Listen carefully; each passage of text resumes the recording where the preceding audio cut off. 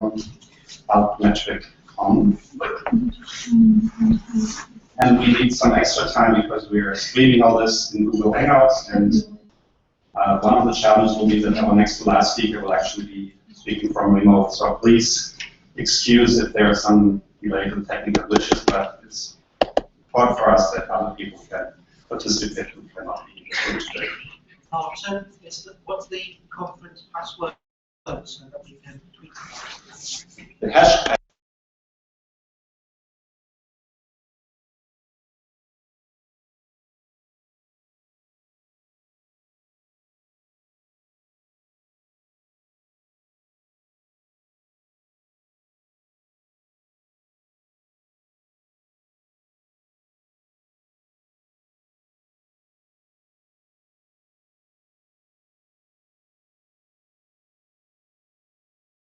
People can get on that before it slows down. The streaming here is on Ethernet, so it will not be affected by that. Are you ready to go? I think so. Do we need to share the screen or anything? So you do share the PowerPoint with. If I do full screen, will that be okay?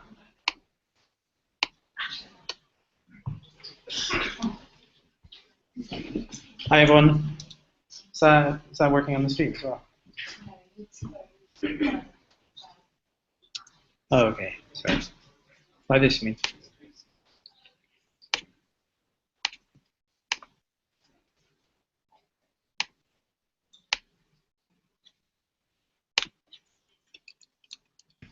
Okay.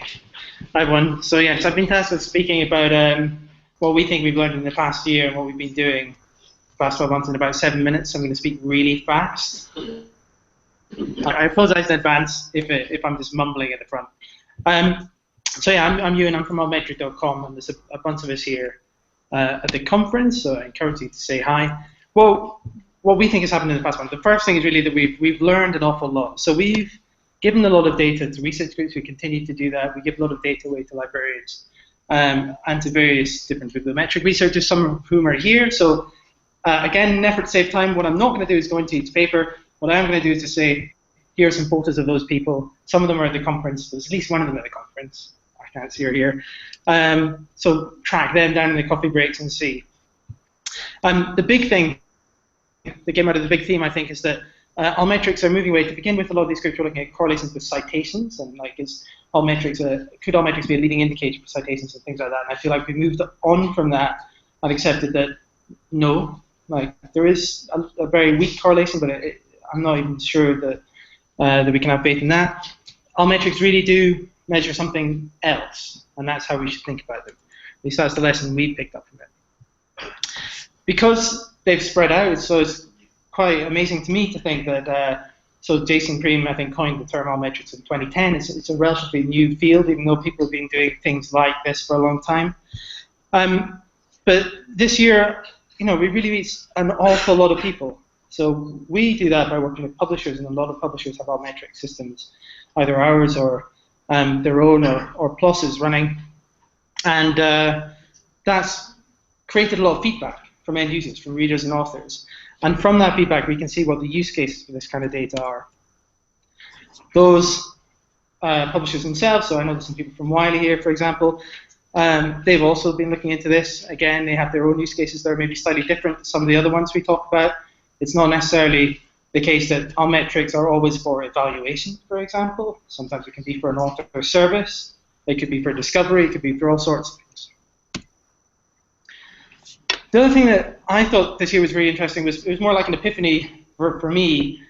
We knew kind of what we were doing, but I didn't have a good name for it before. I thought this summed it up quite nicely. So this, I mean, the evaluation gap is quite, it's an older phrase, but the first time I've seen it used in the context of Altmetrics was a blog post by Paul Walters at CWTS. So the evaluation gap is the gap between the kind of metrics and the workflows we have for evaluating the quality of research, which is really what we're trying to do now, and what increasingly people are asking for on the sort of funding side, which is the broader social impact, or the impact beyond scholarly use and beyond quality of these papers. So there's really that gap between the metrics we have now and the things that we want to start evaluating. Like, how can we do it? And that's not anything new, right? We've been talking about this for a long time, but it helps focus, certainly us, on the question, what tools and data do we have right now that we can help bridge that gap? That doesn't necessarily mean metrics, right? It could just mean doing something special with the data or approaching things a different way. So the big thing this year for us was to launch this institutional edition, and some of the people that worked on it are listed there, where instead of just looking at article level metrics, we're looking at these metrics grouped by department or by person or by institution. The important thing underlying that is the data, so it's not all about just how it's presented. I think Altmetrics suffered a little bit early on from being associated too much with sort of usage and social media metrics, right? So a lot of people think when they hear the word Altmetrics that you're talking about Twitter. And it's not that that source of data isn't useful, because it is. There is some interesting stuff there, but it's by no means the only thing, and I think we really need to go beyond that. If we're serious about answering that evaluation gap question, we need to go beyond social media and things. We've been doing that a little bit. Sorry, the font's a little bit messed up here. We're doing that a little bit with things like blogs, review sites, so PubPeer, Faculty of 1000, this kind of thing. And increasingly now policy documents, so trying to find really, has a piece of work, a piece of research kind of made it into a place where it can kind of really influence policy or help the way guidelines are set, this kind of thing. And that's just the start, right? There's a whole lot of other sources there that we need to explore and that we want to talk to you guys about, partly during this conference. So again, talking about focus, it's not so much something new as something like a new way of us looking at things. Our core focus, I think what our key strength is at altmetric.com is really the data, and trying to find data that's auditable, so you can see where it comes from. It's not just a number, that is meaningful. What does it actually mean? So we're always going to try and answer that question, and present it in context as well, because you don't necessarily know how important something is unless you can see the whole field. I could say to you, like, your paper's been picked up and it's used in, the Intergovernmental Panel on Climate Change, one of the working reports there, but until you know that actually, okay, they've referenced 25,000 different papers, you don't know if that's like a unique thing or not. So that's me pretty much done. I'm going to leave on one thing which I think is looking forward on the roadmap a little bit. And one of the things we've always done is have this single attention score, if you like. We don't think that's suitable for every purpose. It's definitely useful for some purposes. I think a lot of what we do next year is going to be around what Heather Pumar here and Mike Taylor have been looking into. So Mike Taylor, who's speaking later, I think, has this idea of these buckets of sources. I think it's very important that we all kind of work together to figure out what those buckets are. Are they meaningful again? Can we reuse them across tools? And Heather's view on it is slightly different, but looking at an article and saying, well, you can't just talk about the impact of a whole set of articles. Each type of article has a different flavor of impact. Some are maybe good at public engagement, but weren't picked up a lot by the scholarly community. Some are cited by a lot of patents, but aren't necessarily picked up in health policy, this kind of thing.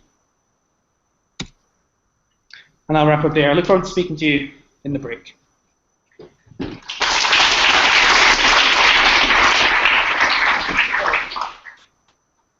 So this was faster than I thought it would be. So even but I don't think it was sort of too fast for you. But I'm sure there are a few questions. I don't think we have a microphone, so we probably repeat the questions so that people in the Google Hangout can hear that.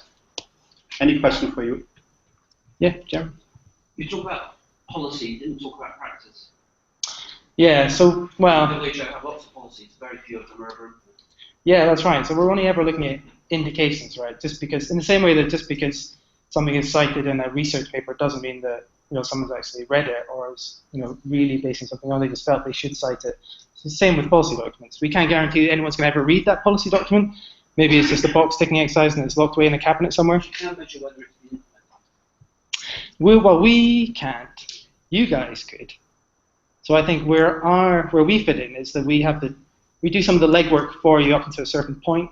And I think it's always going to require a human to come in, be it someone writing like a narrative, a case study, or someone taking some of that raw data and just contacting the person and digging a little deeper to see what did you actually do with this data. You talked about it, but did you actually put it into practice?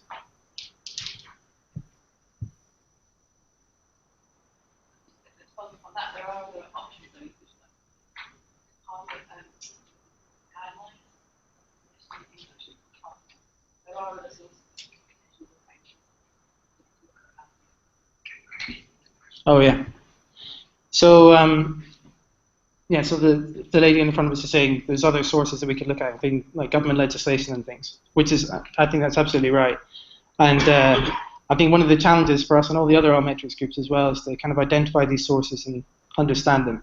For us, the policy document stuff, the tricky bit there isn't, get a bunch of policy documents and find out what they're referencing.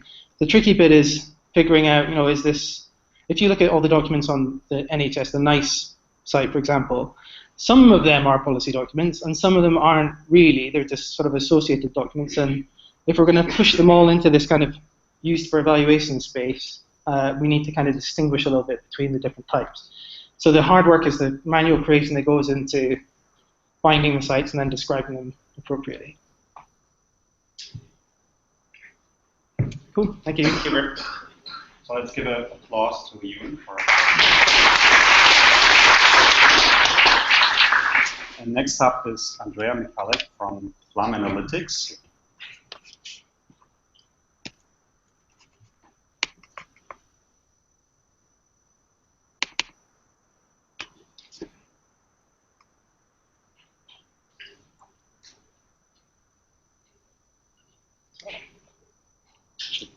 Okay, just check that.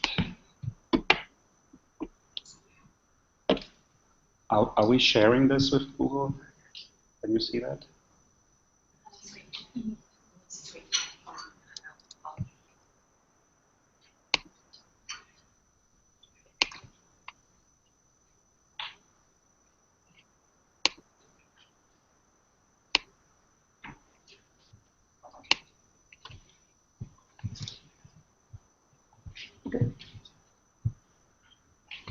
Hi everyone, my name is Andrea Michalik and I am the co-founder of Plum Analytics.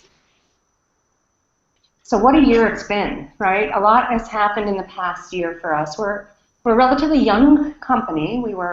I founded the company with a former colleague of mine who's a librarian. I'm a technologist. And together we began this journey back in 2012. In the last year, from a company perspective, our little startup was acquired by EBSCO and has really opened up the door to really a lot of growth as we've moved forward from what a little tiny bootstrap startup could do to what a full company can accomplish. The fundamental question we try to answer with all of our metrics is what has happened? What is the impact of the research that's occurred in the past 18 months? If you look at traditional measures like all the citation-based metrics, they lag and they cannot alone measure that, give insight into that question. So the way we began was working with our early customers, often librarians inside of research institutes, to develop a set of categories of all of the metrics that we collect. So the 5 categories, the first and foremost is usage. If you ask a scholar, well, how do you tell if someone if your research has had any impact? The first thing they say, well, has anyone even read it? Is what is the core usage around that? So we gather output across all different types. So for a video, has it been played? A slide presentation, has it been viewed? Articles, clicked, downloaded, etc. For books, they're much more difficult to measure, but very much a part of the scholarly ecosystem. We look at things like how many libraries hold the book in a partnership with OCLC and the World Catalog to give us a proxy for how much dissemination has a book gotten. The next category are captures. These are when someone's gone beyond just viewing it and they've saved it for later. They've put it in Mendeley as a reader. They've bookmarked it. They've favorited it. The great thing about captures as a category is there's a lot of research around the new field around altmetrics that say things like these captures are nice leading indicators of future citations. So looking together about all of these types of data points, you can start to get insight about the research itself. Next category, someone's gone beyond reading it. Now they've mentioned it in a Wikipedia article. They've blogged about it. They've commented on it, written a review about it. We capture all of that in mentions. And then social media as a category. We separate all of those +1s, tweets, likes into one category. And for us, what we found is looking at social media as a category is a great way to measure the promotion around research. So I can, looking at research studies, you can find as many that say tweets predict citations as that say tweets do not predict citations. And stepping aside from all of that, what they can really show is, has the word gotten out around that research? How well has it been promoted? And then finally, citations. They are a part of looking at the whole picture around metrics. And so we include citations for patents, what patents cite other patents. Scopus has generously agreed to allow their citation counts to be a part of this product, as well as other, a lot of preprint archives. We pull in, if they have their own citation counts, we pull those in as well to really paint the picture of every piece of output across all 5 categories. What we do with this data is we build dashboards. We build dashboards at the, across an entire institution, by department, by person, by subject, if it's a publisher, by volume, issue, by year, ways to go in and take all of this data and kind of start to live up to the analytics word in our company name, being able to analyze and get information about that. At the core are article level metrics. And the way we always, the way our platform works is being able to look across all 5 categories, giving data about that artifact. We've done a lot of work since the beginning and increasingly over the past year to connect all of the different places a particular piece of research appears and gather metrics and assimilate them together. So what are the usage counts from an institutional repository that it lives in? The open access version, the published version, all of those together in one view of that artifact. It takes a lot of aliasing and algorithms behind the scene to make that happen and make it happen at scale. We, from the beginning, have always focused on solving the needs of people, the institutions performing research, those funding research, and we've built a lot of institutional features over the past year. The non-sexy stuff that you need when you have an institutional grade, enterprise grade product. Things like single sign-on and IP authentication, being able to handle all kinds of different permission rights of public and versus private data. So all of the non-sexy but very essential things that our customers ask for. The other thing we've done over the past year is ever increasing the type of data exhaust that we gather metrics from and include into the platform. The biggest one that's happened comes as a part of our acquisition. So EBSCO has great penetration of selling academic scholarly databases across the world. So EBSCO hosts databases, their EDS, their discovery service, and they also have an ebooks platform. As soon as we were connected together, both the Plum team and the EBSCO team worked very hard to get every single bit of usage. And we start from 2011 forward. So every click, every download, every view counted and integrated across into the platform. And what that gives us that's very exciting is a proxy across publishers of usage data. So publishers in general, getting article level usage data out is a difficult thing to do across the board. So this gives us kind of a publisher agnostic way of that proxy to be able to tell how much has something been viewed. And you can now begin to compare different articles to one another on a usage basis. Our customers have loved it. I won't bore you with reading a quote, but this came out mere hours after we announced it. We just loaded it into their, all of a sudden loaded these metrics across our entire customer base, and this was the inbound email that came to our team. So very, very exciting to do that. Am I okay, Martin? All right. And he stands up and he walks over. This is very ominous. So visualizing impact is something that we do. We've also released this little Plum print that allows you to see cross articles, what impact in each of the categories that we've had. Other ways to visualize it at the group and the researcher level. The book metrics I talked about a little bit ago. So we're increasingly trying to measure the output of books, and that is something we've added Goodreads reviews, Amazon reviews, increased the Wikipedia coverage, as well as the EBSCO data I talked about in the past year. The other big thing that's happened in the past year is funders now are beginning to use PlumX and Altmetrics to look at the impact of what they're funding. So building dashboards by the different types of portfolios they fund, and our new upcoming reports let us see things. So this is Autism Speaks. With just the grants that they've loaded in so far, you're able to get insights like looking at one portfolio area versus another based on social media, what's happening, and then based on captures. And you see very different trends, whereas you see the treatment and prevention very hot on social media, but not so much when you're looking at it across what are people most putting in captures and potentially citing in the future. The other thing that's great with reporting, this shows, this is data from the University of Pittsburgh, looking year by year what's happening. Last point, sorry, Martin. And what you can see that I think is exciting about Altmetrics in general is the red bar there are citations. And you can notice the trend. In 2014, they're not there. You can't measure just based on citations. It's too new. But the other categories, the other types of impact, the other types of measurements are there, and you're able to see that. And I'll end there. Thank you.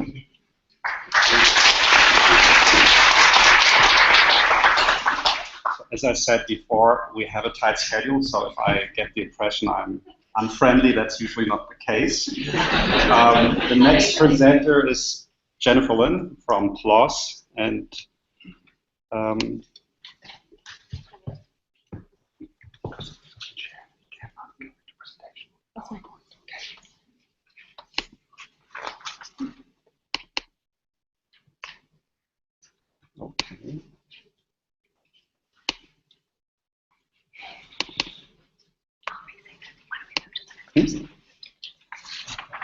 Okay, so it would be surprised if we had no technical challenges. So we reschedule and continue with David, who's the next presenter, and we just get back to Jennifer.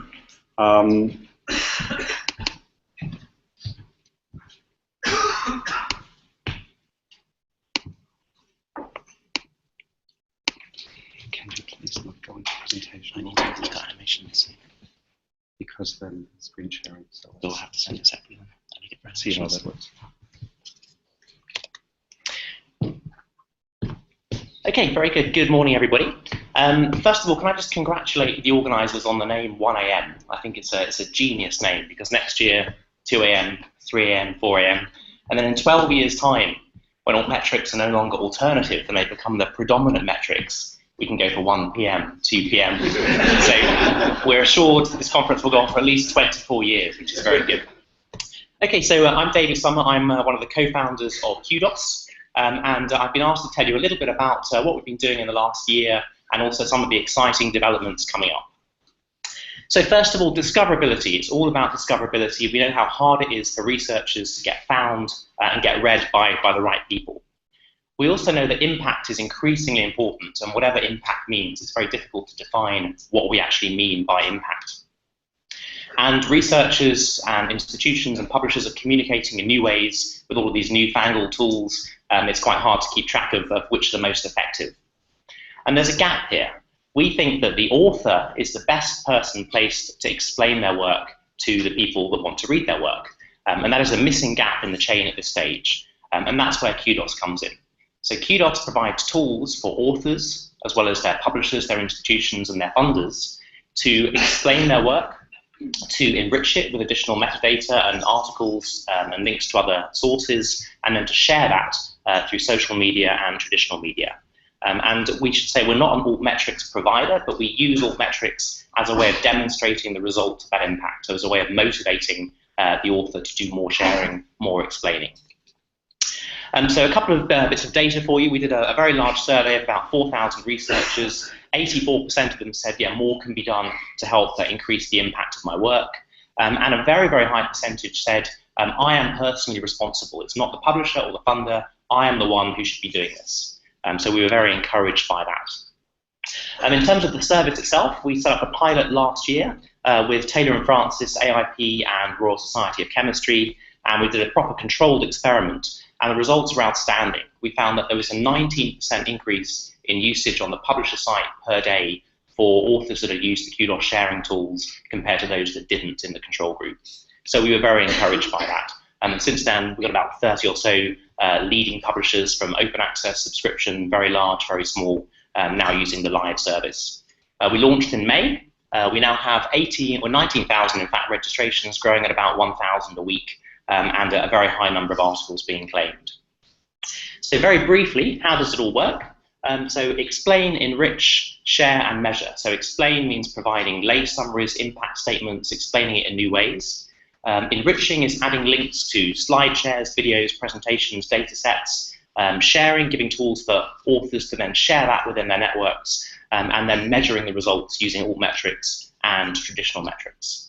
So this is the homepage. This is a good example of one of the articles. You can see we've got a lay summary, short title, impact statement, and a couple of resources added there on the right. And we provide a very simple interface to enable the author to do that. And they have this data. This is on their hard disk somewhere. It's just in silos. It's not linked up. So they're not spending very long writing this. We think they're copying and pasting it from an existing place. We then give them tools to share it through various media, and of course we measure the results of all of that. And we provide authors with a dashboard. So here's the dashboard, and you can see if you look at the one just above the bottom there, they tweeted twice, they Facebook posted once, and they emailed twice. So there's a total of 5 shares there. They had 33 click-throughs, 570 views of their page on Kudos, with links through to the publisher site, and an Altmetric score of 68 for that. So we're giving direct feedback to the authors, and we do that graphically as well. The A represents an activity, like a share, and you can see obviously the numbers go up at that point, and that's how we motivate authors to do more. Another example here is Obesity Un-American, interesting article. You can see here that they've gone through in the same day from 8:12 in the evening till 8:34. This author added data, added resources, shared it, and they now have been retweeted several times, and they've got 30 referrals from that one tweet. So really quite interesting, and you can see the fairly dramatic increase in usage as a result of that. I'll leave the slides publicly available at the end of this, so you can have a look at Tony Williams, one of our super users here. But he has blogged, he's done all sorts of things. He's actually going through and adding one paper every day.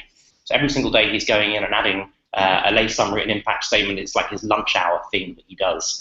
And he's gone through, within the first couple of weeks of doing this, he generated 431 additional downloads above the base level as a result of this. And he's retweeting, he's going out, he's getting his co-authors to tweet, and in fact he's using this to invigorate his backlist. So he's going back into previous decades and getting additional usage from very old papers.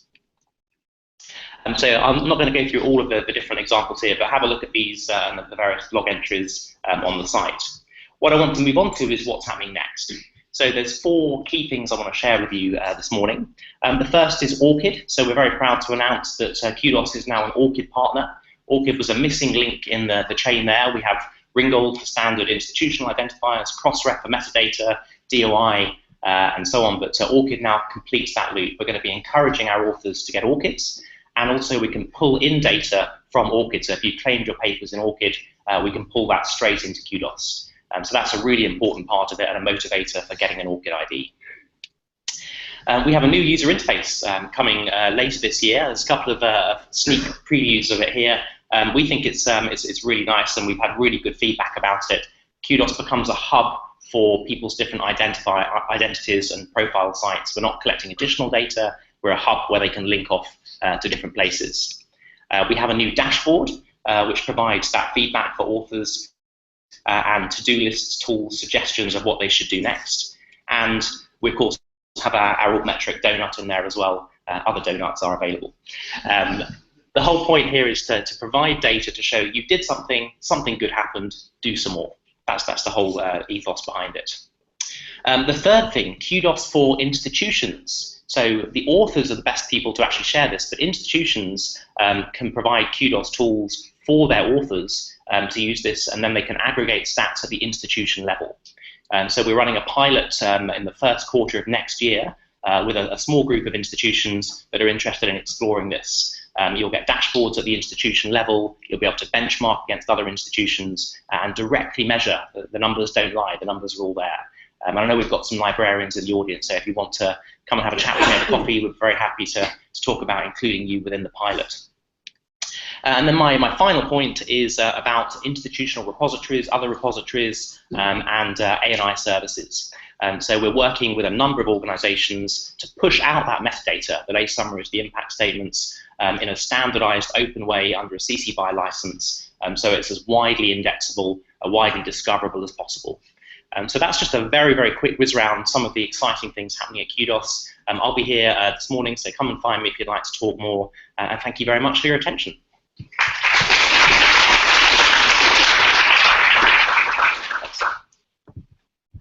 Oh, wait. Are there any questions for David? Because I think this is a different approach to Altmetrics because it's a more proactive role for the researcher. Any questions? So the question is, will it scale, or will the early adopters gain the benefits, and then once everybody's doing it, it's a bit like prison, so.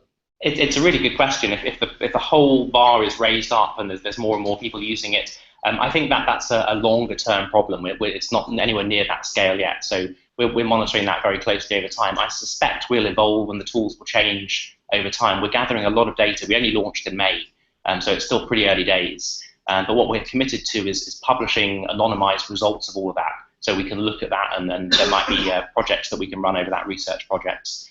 So whether it will scale, we don't know yet, but it seems to make sense that the better you explain it, and we thought that authors would be really bad at explaining their work in plain English and in simple terms. Actually, they've been really, really good at it. We've been really surprised. So I think it's kind of watch this space, but the signs are very good at this stage. There's one more question? Yes? It seems a very naive question. It seems to me it's rich.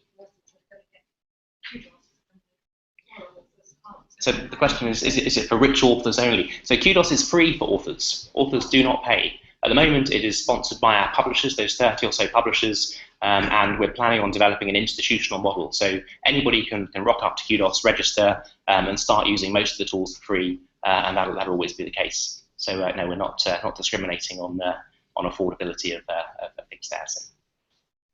Okay, thank you very much, Martin. Thank you.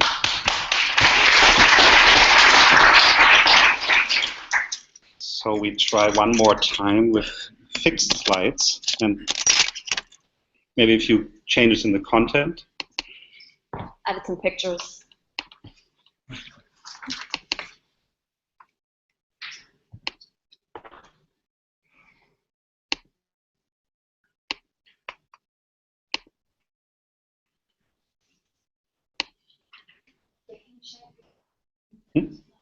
Share the Google Hangouts.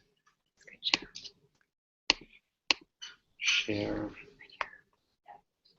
This.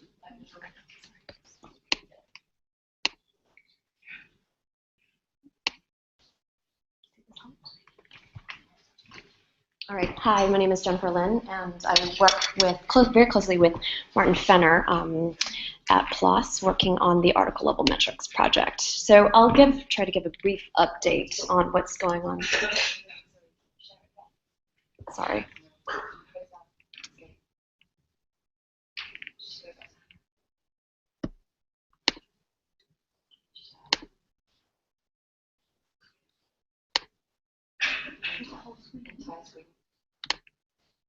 All right. Very good. Let's see, how do we get back to that point? Okay. Nope. Okay. All right. Take two. All right, sounds good. So again, my name is Jennifer Lynn. Very happy to be here. This is super exciting to be amongst so many of the members of the community who have already been for so many years working on building out Altmetrics as well as article level metrics. And a quick look at what we've been doing. So this is Altmetrics, article level metrics. It's up to this point, well, perhaps up to a year ago, it's been more of a cottage system, a cottage industry. It's had, all the charms of a cottage industry, as metrics generally tend to have, quite a lot of charm. Everything's been happening in this space for us. This is both a figurative metaphor, but also a literal one. If you visit Hanover, Germany, you might find Martin in here, this Hobbitshire. But the work that we've been doing this year is, in fact, let me show you what it looks like inside. This is what it looks like inside. Is to start thinking about what it would be like in order to be able to make available all of the ALMs that we've been providing for us as a publisher with over 130,000 articles, extending it out across publishers, etc. And so a system that would be able to handle something like this entails quite a bit of work. So we've been building out to new ALM sources. We've been doing a lot of performance optimizations, entailing refactoring our code base. A lot of this stuff is quite technical. But in essence, what we're doing is we're thinking about what are the technical needs as well as the business needs to be able to scale from a single publisher effort or, say, another publisher effort of a much larger size to an industry-wide system.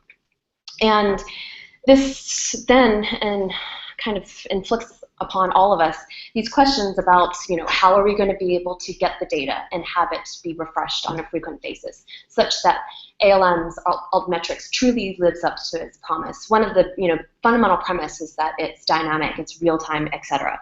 Talking to each one of these web services that, say, if it's Twitter, if it's Reddit, if it's each of the publishers to get the usage data, site you like, or Mendeley for social bookmarks, etc. How are we going to be able to manage the load, not only for the system, but also for what we call these sources? How are we going to ensure that the data that we are able to collect is reliable and trusted?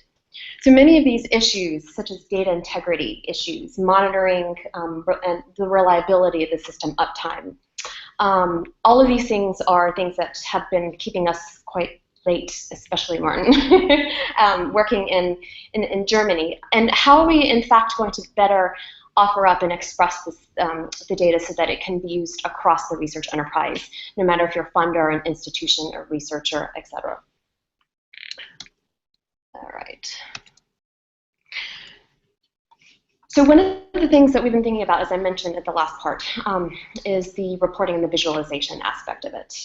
We've had ALM reports running for a while at almreports.plos.org, which allows anybody to jump on, collect a whole bunch of articles, and then generate a report of the ALMs for that articles. You can do this based upon a single funder, a single subject area, mix it up with other aspects such as a specific date, time frame, geographic preference, etc. But when it comes to opening up the boundaries for accessing data beyond just of a single publisher, it becomes a completely different game, far more fun. So something that we're going to be launching next week, here we go, is a new tool called Periscope, and it will be pulling off of the freely available data that Crossref is collecting for all of its indexed articles, going far beyond not just PLOS a single publisher's information, but also beyond STM, in fact. And even more beyond journal articles to book articles to reference entries, etc. Again, it's kind of where things get super, super exciting, because you can start beginning to overlay a lot more information, perhaps taken not only from Crossref's API, but from your own systems. You might have metadata or very important information that has to do with the subject areas or the areas in which you're interested in investigating by discipline or subdiscipline. based upon geographic regions, based upon research collaboration groups, etc. All of this is up for grabs with a type of tool like this. So, piping. Piping is always super interesting. Our future focus, or what is the direction that we've been working towards from the very beginning of ALMs, when it started in 2009, is envisioning that we would have and build towards and have ultimately attain and establish and maintain a scholarly community infrastructure for open metrics. This, in fact, is going to take quite a lot of work. We have a lot of the people who've been thinking about these things for quite a long time here today, and I'll point them out in a second so that you can go and tackle them in the coffee break to discuss this more. But what we're looking for is, you know, a community ecosystem where we have trusted parties, the right coverage for the article level metrics made available, engaging all the communities across the spectrum of areas that researchers work in, and is also, very importantly, an ecosystem and infrastructure that is financially sustainable. But at the end of the day, these metrics are available for all to build and to reuse without barriers to access. We need to lay the piping for the future, and as piping goes, the best type of piping looks like this, right?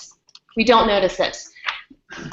No matter where you live or work, whether it's something like this, I'd like to live there.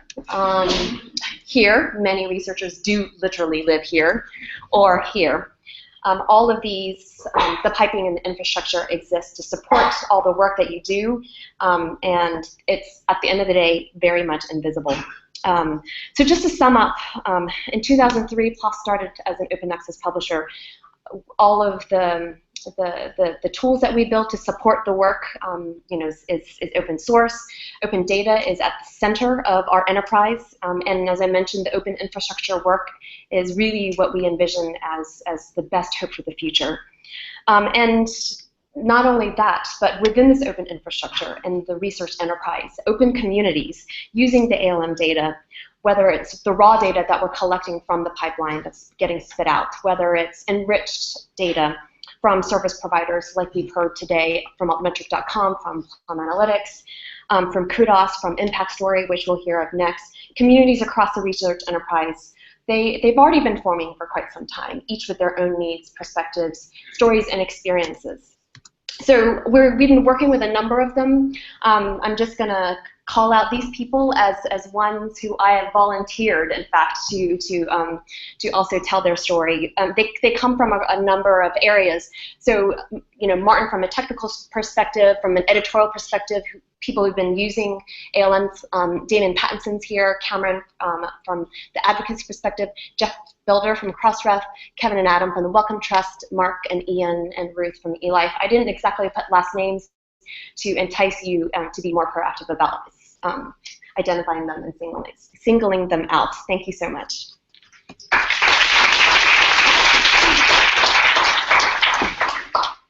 We have time for one question, if there is one.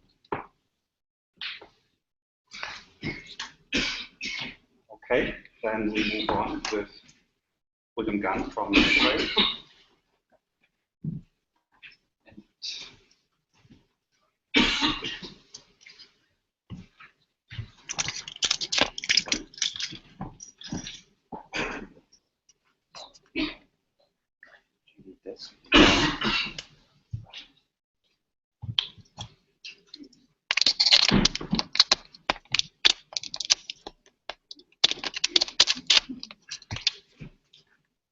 So maybe you open up which one? So you're going to go open up.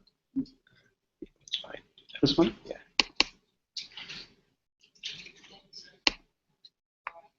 Are we still sharing?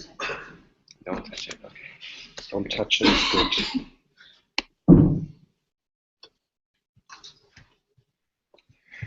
Okay. Well, thanks, Martin, and thank you all for giving me this chance to speak with you. I'm William Gunn. I'm the head of academic outreach at Mendeley. Many of you know me as Mr. Gunn, and if you are a computer programmer, you might know me by my ORCID. If you don't have one, and you're here in this room, then you should be ashamed of yourself. Get one right now. It only takes 30 seconds. All right. And if you have a short attention span, this is really the main slide you need to see. Big changes with Mendeley, the API, totally redesigned, better at getting the data you need out into all the various products being built. Other interesting things that we've done, Scopus integration now shows Mendeley data on the pages, and we have got Mendeley data going into the Snowball evaluation structure, so that's getting high-level institutional buy-in with Altmetrics and Mendeley readership in general. Now, for those of you who don't know how this data is derived, I'm just going to briefly cover it. What happens is a researcher downloads and installs this application called Mendeley Desktop. They dump their PDFs into it. They get things from the web. They put them in this thing that organizes it for them, allows them to collaboratively write papers and generate citations and bibliographies and so on. What that allows us to do is to look across the collection and see how many people are engaging with a given piece of content. So, in effectively crowdsourcing all of this information about how researchers are engaging with research. So, collecting these rich signals from the domain experts themselves. So basically, what you need to know about Mendeley readership, which is the main alt metric that we're talking about at Mendeley, is we call each presence of a document in a different user library a read. Not everyone has read it. There's different roles. We'll get to that. But we call this a read. And the important thing to know about this is, in contrast with citations, each read event comes with a load of metadata. If you query the Mendeley API for a paper, it's going to tell you not only how many people have read it, but it'll also tell you their academic status, roughly where they are in the world, and lots of other information like that. And it follows the usage data kinetics. So it follows the same sort of kinetics as downloads and page views and social shares and these kinds of things, not the kinetics of citations. So not only is it a high value signal like a citation, but it's also a very rapid accumulating signal. Ewan mentioned there's not a whole lot of correlation here between the between citations and in Altmetrics. Mendeley readership is certainly an example of that. What you have is a moving target here, where this is 400 of the most highly cited papers in cancer biology, just to give you the context of the data set. There's a lot of papers that, even some highly cited ones that just aren't on Mendeley. Nobody's really reading them to a great degree. Those are flat against the left. Interestingly, there are some papers that, are highly read on Mendeley, not very well cited yet. These are papers that either aren't, no one's written a paper about yet, or these are things that, this is the concrete evidence of the proof of the impact on that broader spectrum of people, the policymakers and the funders and the practitioners and all of the other folks who comprise the broader segment of the non-author population that we're talking about. So big changes. The API, totally rewritten from scratch, better at getting the data out to you guys. There's not only technical changes, but there's a new developer site, there's new documentation, there's interactive examples you can go on and play with and see what data you get back were you to do that query. There's code samples for a variety of languages, SDKs in Python, and there are new methods, there are extended methods. Some of you will be very happy to know that not only do you get the top 3 disciplines and tags, yes, I'm looking at you, you get all of those, all of that information from the API now. And it's more scalable. The rate limits that have plagued a lot of folks initially working with Mendeley readership data have now been eased. So lots of big changes there. Mendeley readership is now appearing on article pages. So getting this Altmetrics data out in front of all academics, traditional academics, getting it out into the tools they use every day, building further institutional trust and acceptance of this data, and also via the Snowball metrics framework. So because the Snowball metrics were designed in collaboration with UK universities and UK academic stakeholders, this helps put Altmetrics and so Mendeley readership and all of the other things on a really solid foundation of institutional support, gets that immediate and direct buy-in. So what's coming up? Well, the same thing for everyone else who's working with Altmetrics. Identity, is the guy who has an account and it's, Paperman 2000 what does it mean when he adds something to his social bookmarking or whatever? Privacy. We don't share exactly who's reading what. We give a demographic sketch, but we don't say this reader here is reading this paper at this time. Attribution. If there's 500 authors on a paper, as it's growing to be increasingly more common, how do you kind of apportion the altmetrics that accrue to that paper to the authors who may have had varied roles in those papers?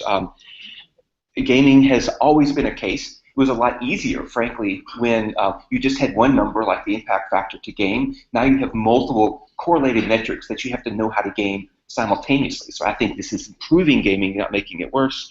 And then also, filtration. How are you going to collect the data? Are you going to use a standardized process? How are you going to weed out outliers? All these kinds of things are important discussions for us to have. We are engaging with NISO in their Altmetrics project, along with this laundry list of organizations to try to solve this. And I want to close really with this one last observation, which I think is really important. No matter what metrics you derived from the published literature,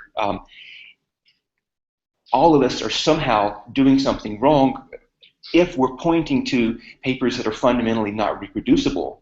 You can have a very, very popular paper that is nonetheless very wrong. And what we need to get towards is not the data in, data out model of Altmetrics, but actually how do we find not just who is at an elite institution, who is well funded, who is already has a big name and because of that has better metrics, but who's doing the best work no matter where they are, even if they're in relative obscurity, and highlight that stuff. So thank you very much.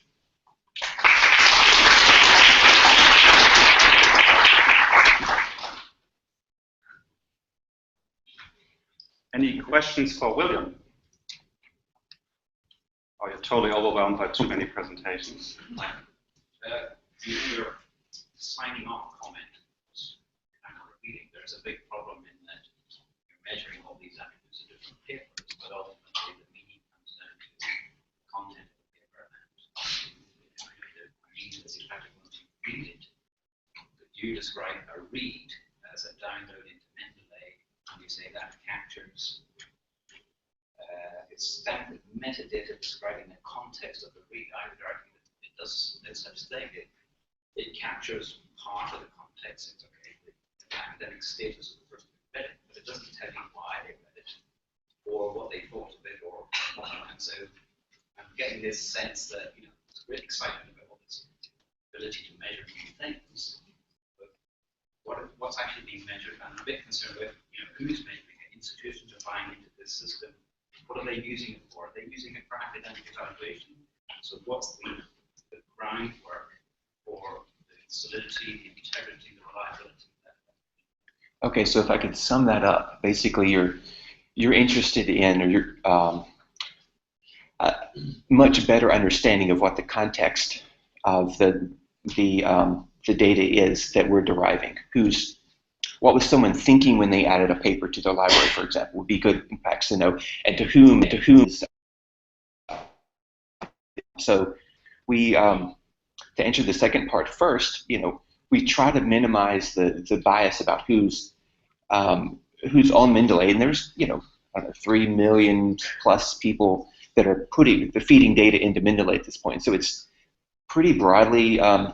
And you can see some of the Altmetric researchers for more information about the makeup of the demographics. But we're also see these institutional deals as a way not just to target early adopters, but to get the blanket of an entire institution. And it's, as far as the context, the data about what was someone thinking, well, we actually have a lot more data than just did someone add the paper to their library. We know if they've opened it in the internal PDF viewer, we know if they've annotated portions of it, if they've scrolled through it to the end, if they've shared it with someone.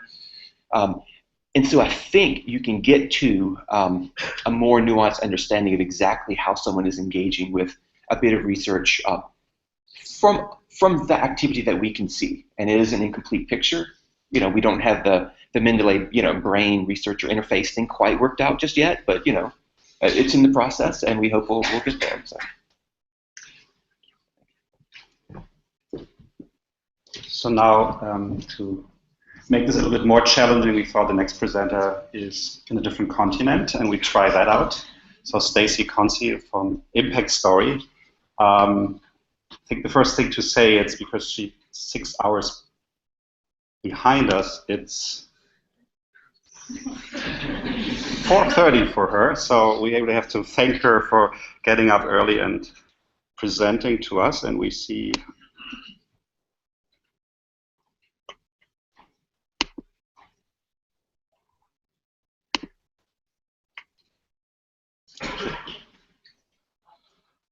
how that works. Can you hear me okay? Yes, please go ahead. All right, I'm getting a slight echo, so if I sound confused, not only because I'm up so early. Anyhow, so thank you all for making arrangements for me to speak today. I am very excited to talking to you all. I am the director of research at Impact, and we have been focused last year really on incentivizing open science for individual researchers through Altmetrics. So let me begin the presentation. Stacey, can you share your screen? Let me make sure the sharing's working out.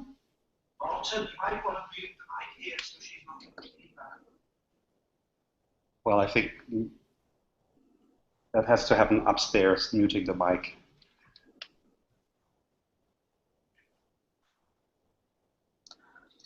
Okay, here we go.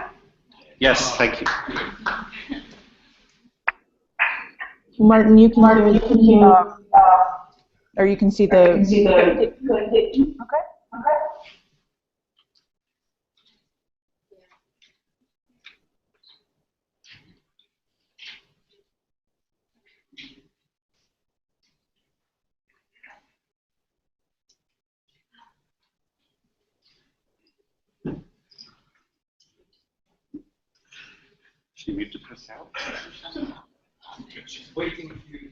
Oh, Stacy, we see your slides fine, but we don't hear you. So great. Okay. Thank you for that confirmation. Let's get started. Everything looks fine.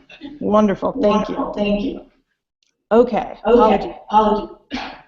So we are interested in incentivizing open science through Altmetrics. So this is ImpactStory, and ImpactStory is a nonprofit startup to help researchers find out where their work is cited, viewed, discussed online. Our primary aim is the incentive system in science to start to begin to reward openness, like many of the other presenters that you've heard from today. That is, we want to be able to help researchers make their work available online with as few restrictions as possible on access, and we do this by making it easy for researchers to find out where all of these events, like citations, saves, and views, are happening across the web to aggregate metrics from across many different services. That's our primary aim. Secondary, and the reason we incorporated as a nonprofit is to help keep Altmetrics open, with a capital O, so we can avoid the pitfalls that the commercialization of metrics has caused in the past. As I'm sure you all are very familiar with the issues surrounding the journal impact factor.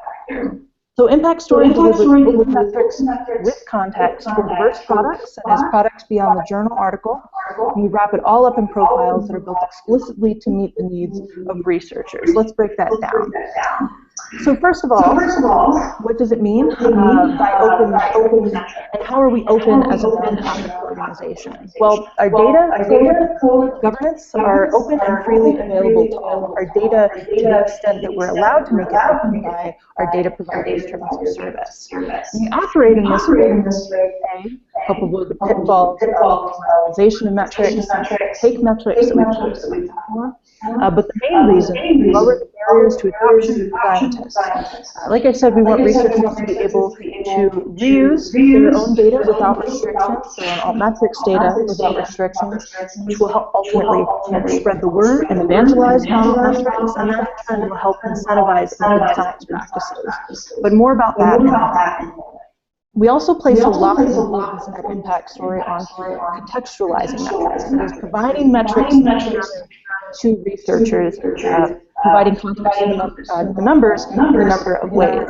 After all, how many citations is a lot of citations that we're talking about a bioinformatics paper that's been published in the last year, and research, open source research shared, worked many times on collaborative coding websites like how many little, relatively speaking. So we provide that context in two ways, through badges, percentiles, and by exposing the underlying data. So these are our badges. Badges appear next to the title of the research products on an ImpactStory profile, and some of them into main categories, public impact and scholarly impact, and depending upon the strength of that impact, the badges are associated. Badges are really good at summing up impact in a very basic way, but oftentimes researchers and their audience who are looking at paper files need a lot more context. They need more information. So by clicking through the badge, you get a drill down to that information. So this is an item page. Let's take a closer look. We see here the exact number and also for the data.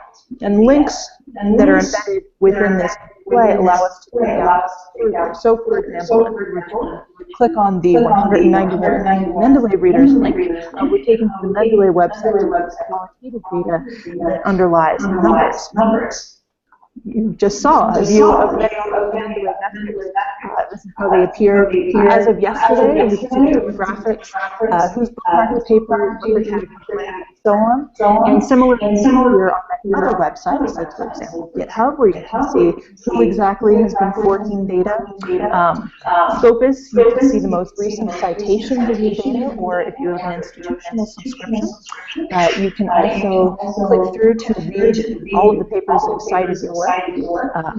One aside is that papers are far from the only type of product that we track at ImpactStory, and that's because field researchers are only creating papers, as I'm sure many of you are well aware. They're also creating data sets, software code, slide decks, figures, and other research outputs. These are available online now more than ever before, alongside the conversation surrounding those outputs. That's why we offer metrics for diverse products. This is just a selection of the research outputs that we track across dozens of web services. And we've carefully curated the data and the sources and the products that we track in order to build researcher profiles that can meet the needs of scientists who practice web-native and open science. And this is what really sets us apart from similar Altmetrics aggregators, is that we're really interested in building a professional grade tool that meets the needs of individual researchers, not administrators or funders or press officers or journalists. And that because those are different audiences with very different needs and functionalities. We wanted to focus on doing one very, very well in a way that we thought would benefit the most. Those who have been following us for a while now, on the other hand, know that we used to offer an API that was used by some institutions. We've since deprecated that service and focus on meeting those individual scientists' needs.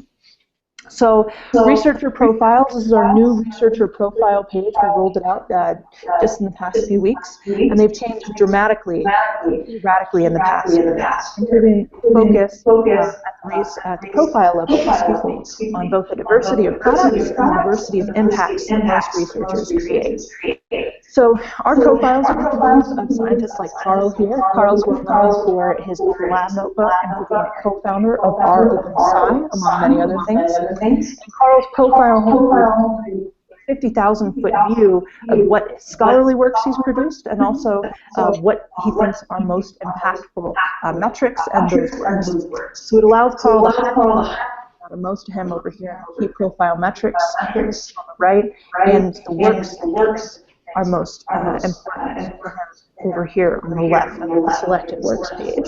So if visitors want to know more about any of the individual scholarly works that he's produced, they can either click through the title on his selected works section, like so. This is a familiar item page again. Notice here that the OA versions of Carl's work are automatically embedded in the item page, making it much easier for him to share his research. This is another new feature.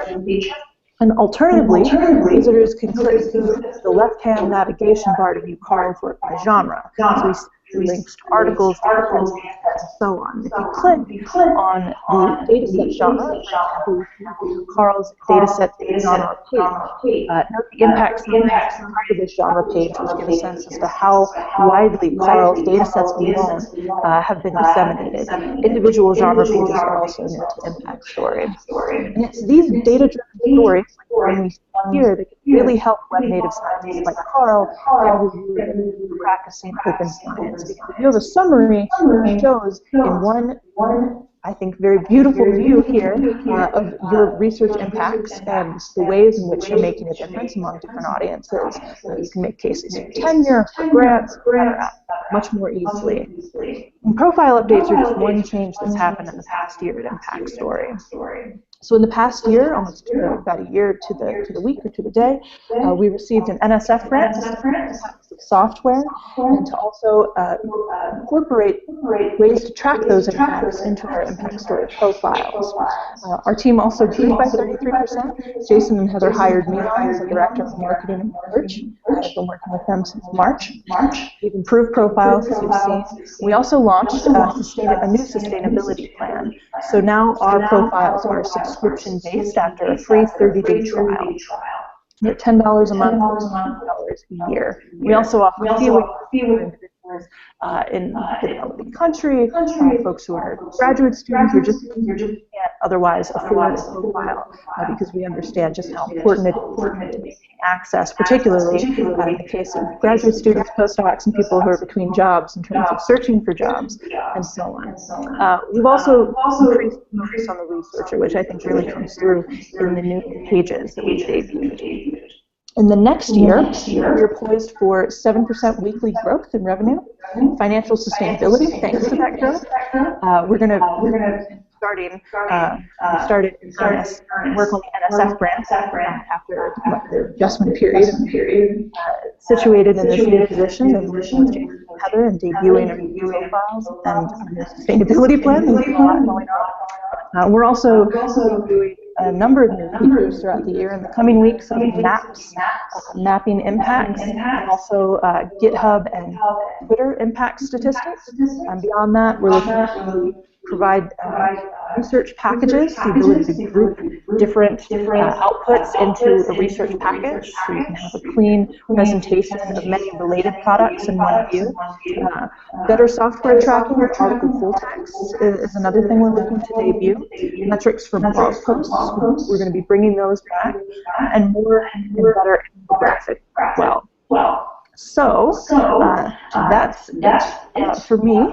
Thank you all very much. I'm happy to take a question or two, supposing I have enough time. But I encourage you, if you don't already have a profile, to head over to the website, sign up for a free 30-day trial, check us out, kick the tires. You can also email us at team@impactstory.org. We are more than happy to answer any questions you may have, or just chat in general about Altmetrics and ImpactStory. So thanks very much. Thank you, Stacy. I don't know whether you can hear the applause. I think we have time for one question. If there is one in the audience, I will repeat it. Is there a question for Stacy? Okay, so maybe you can get back to sleep, or I don't know where you're early morning. I think I miscalculated time. It's actually almost 6 o'clock for you now, right? That's 3:40 actually. Oh, okay. Well, I'm totally confused. So I will be going but it's really, we're really thankful that you join us at this early hour. And we are now moving on to the last presentation of this session, which is Mark Pedersen from eLife.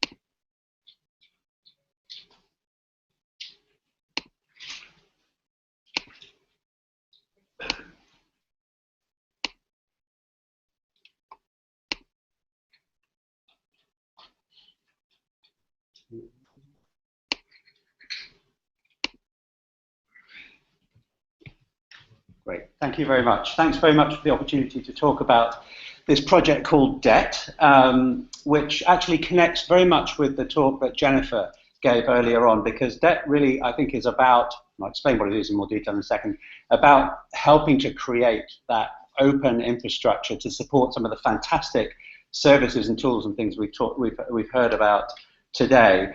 I've indicated myself as sort of two affiliations, eLife and OASPA. eLife because we're a member of the sort of collaboration that's forming around this project, and OASPA, the Open Access Scholarly Publishers Association, because a conversation at OASPA amongst some of the publisher members there was one of the sort of things that initiated this project.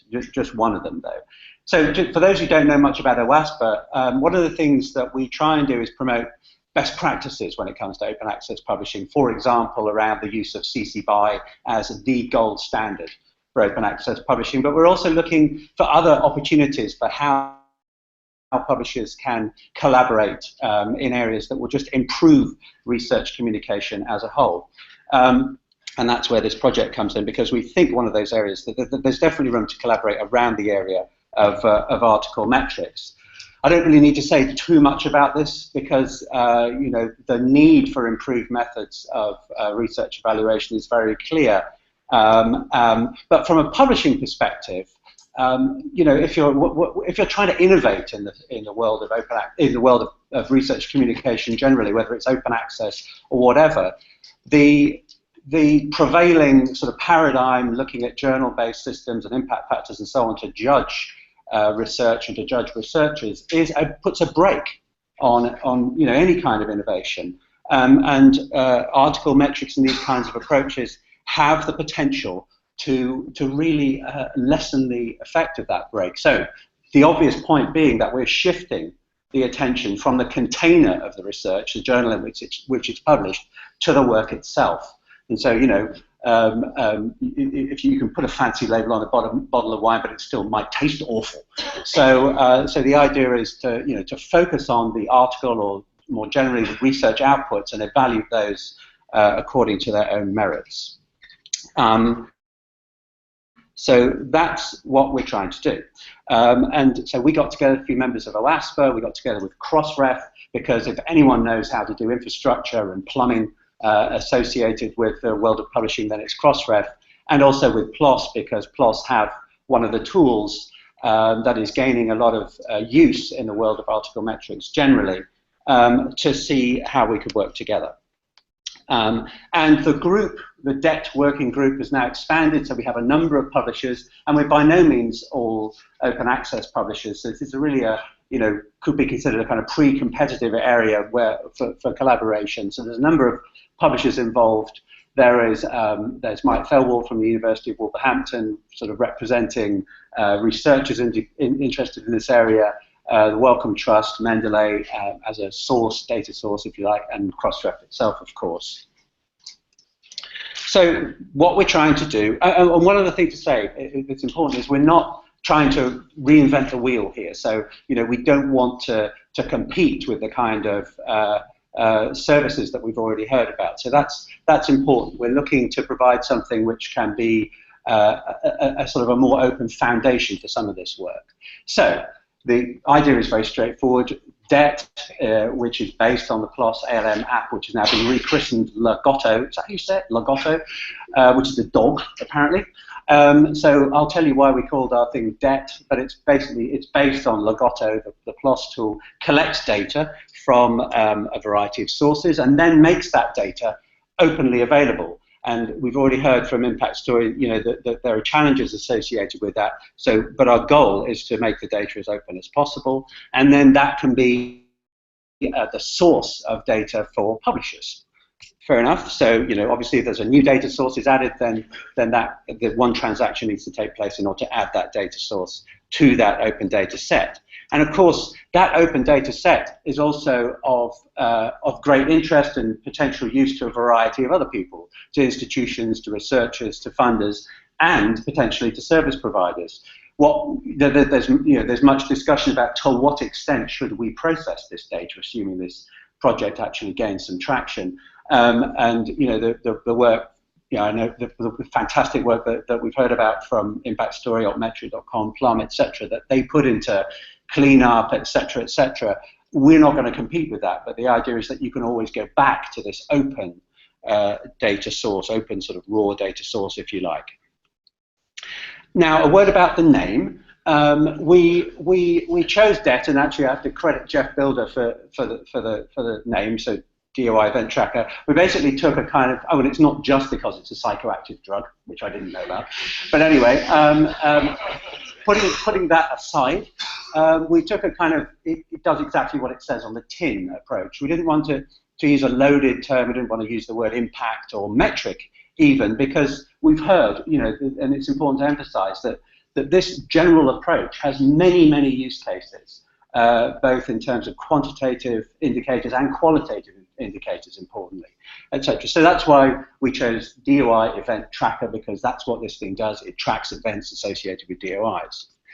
Now, there are other ways, there are nuances associated with how this thing might be, this architecture might be implemented. For example, a publisher might want to host their own instance of DET in order to use not just what's available in the kind of vanilla collection of data, but also to use data from other sources. There's also a use case which has been described amongst the Crossref publishers of actually collecting data in a kind of one-to-one mechanism. So and this architecture will support that. So you can collect data from a source and deliver it directly to a particular publisher. And in the context of Crossref, it's important, if this is going to gain traction, we need to make this as useful as possible to all publishers. Oops, sorry.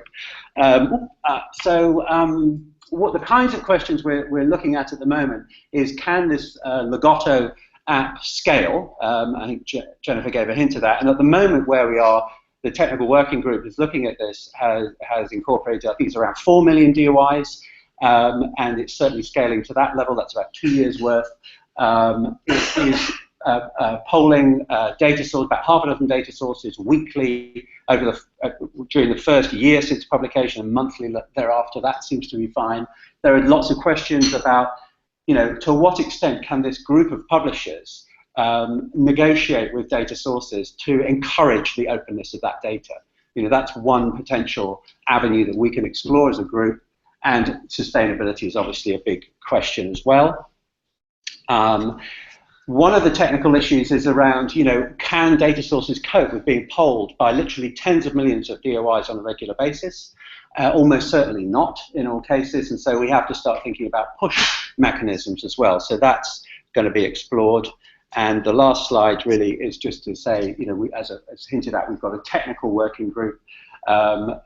Martin and Jeff and various others are working on that. We have a governance working group to think about the sort of more policy, sustainability questions and so on.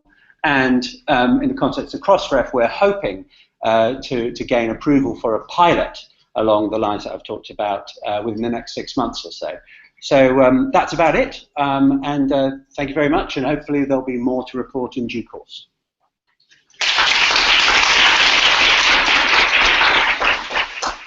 We have time for a question or two for Mark, if there are any. Yeah. You said publishers could produce their own instances. So is this, am I understanding this is open free software? Yeah. So it's based on the PLOS ALM app, which has now been rechristened Legato. So that's the core of it. So the idea is that some publishers might want to just to increase the kind of the robustness of their offering or whatever. Oh, I should have repeated the question. I apologize. The question was, is the application open basically for reuse, and is it open source? So the answer is publishers might want to do that because they might want to poll other sources of data which maybe they have to pay for, and that almost certainly wouldn't be part of this sort of the core offering here. That's the thinking.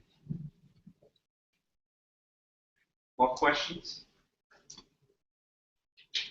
Okay, then I think we can thank all our speakers again. This was a well-worth tour, and we are exactly on time, which is a surprise.